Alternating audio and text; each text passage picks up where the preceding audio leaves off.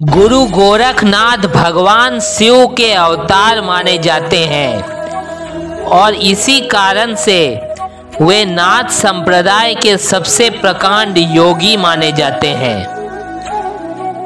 उनके जीवन काल में अनेक ऐसे प्रसंग हैं जिसमें उन्होंने अपना अद्भुत चमत्कार दिखाया है।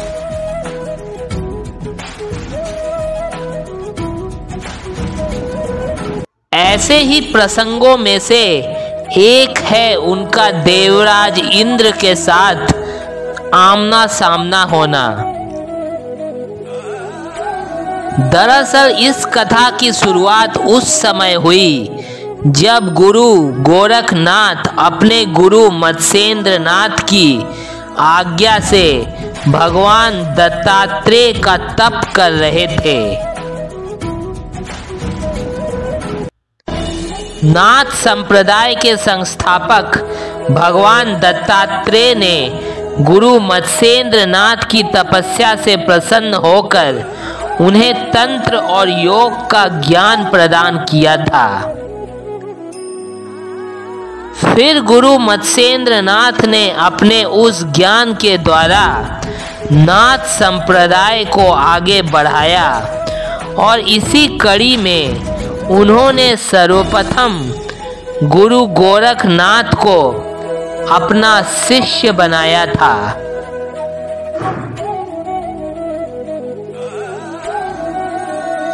फिर और भी गहन गूढ़ ज्ञान प्राप्त करने के लिए गुरु मत्स्येंद्र नाथ ने अपने शिष्य गुरु गोरखनाथ को भगवान दत्तात्रेय की तपस्या करने की आज्ञा दी थी।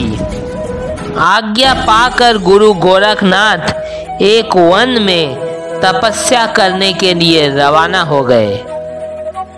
गहन वन में पहुंचकर गुरु गोरखनाथ ने अपना आसन लगाया और भगवान दत्तात्रेय की तपस्या प्रारंभ की।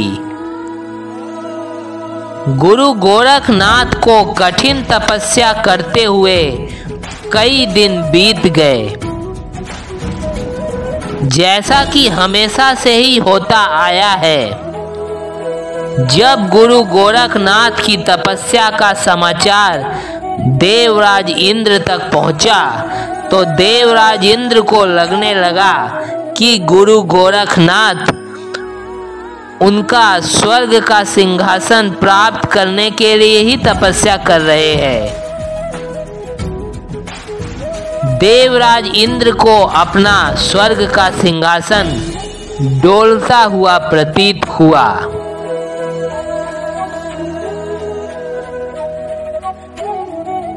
उनको अपना स्वर्ग का सिंहासन छिन जाने का डर सताने लगा।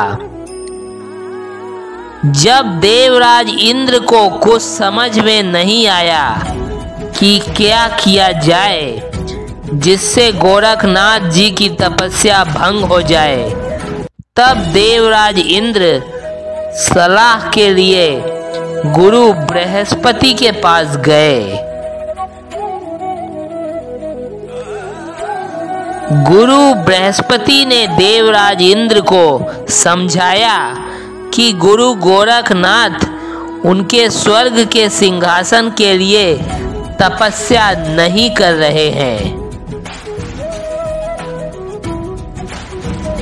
परंतु देवराज इंद्र को अपने गुरु के बात पर भी भरोसा नहीं हुआ।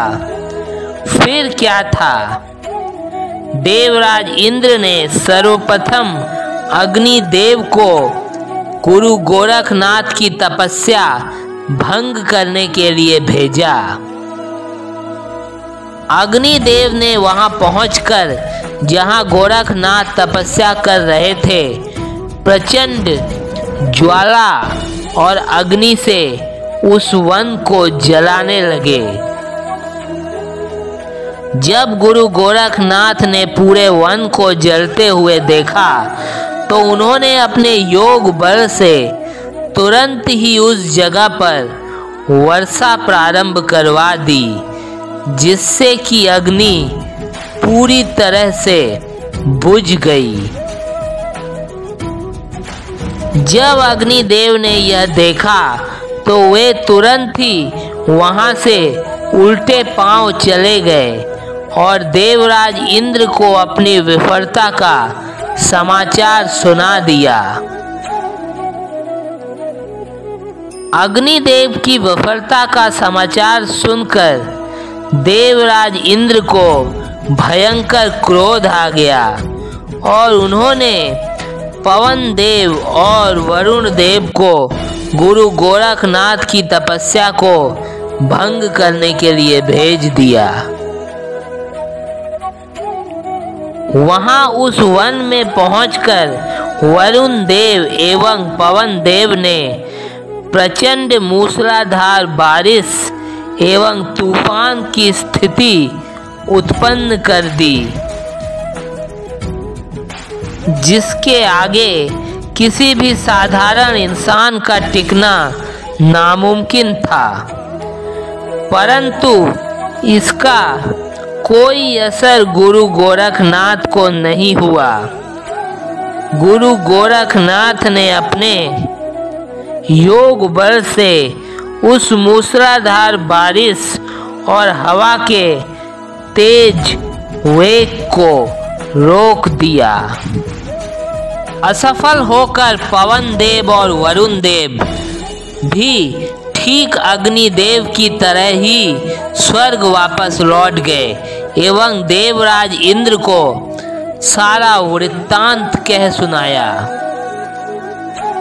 यह सुनकर देवराज इंद्र के क्रोध का कोई ठिकाना नहीं रहा एवं इस बार स्वयं देवराज इंद्र अपने ऐरावत में बैठकर उस वन में पहुंच गए। वन में पहुंचकर देवराज इंद्र ने गुरु गोरखनाथ को युद्ध के लिए ललकारा। फिर क्या था, दोनों के मध्य भयंकर युद्ध प्रारंभ हो गया।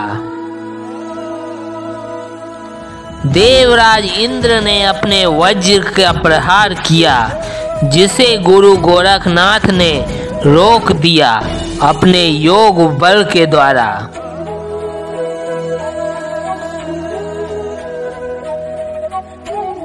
दोनों में टक्कर बराबरी की थी एवं इस युद्ध का कोई भी निर्णय नहीं हो पा रहा था। इस युद्ध के कारण पूरे संसार में भयंकर प्रलय मचने लगा।